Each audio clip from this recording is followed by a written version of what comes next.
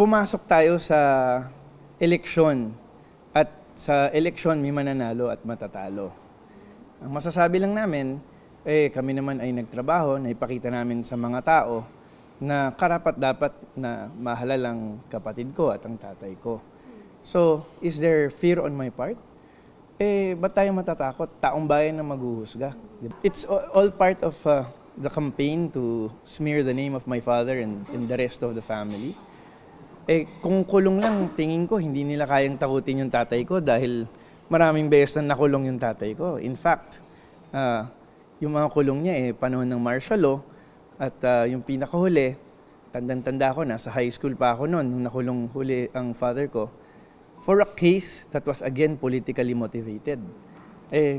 Alam mo naman dito sa politika, kanya-kanyang batuhan ng mga issue, tapos, di ba, kanya-kanyang takutan.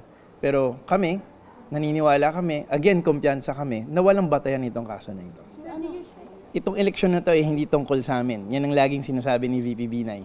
Ito ay laban ng mga mahihirap nating mga kababayan. Ito ay laban para mabigyan ng tamang governance ang mga Pilipino. So, natatakot kami. Hindi ito laban namin. Laban to ng mga kababayan natin. So, ito spin na naman na kaya tumatakbo, dahil sa kaso. Hindi po. Tumatakbo si VP Binay dahil meron siyang plataforma na ipinakikita at alam niya kaya niyang gawin ito.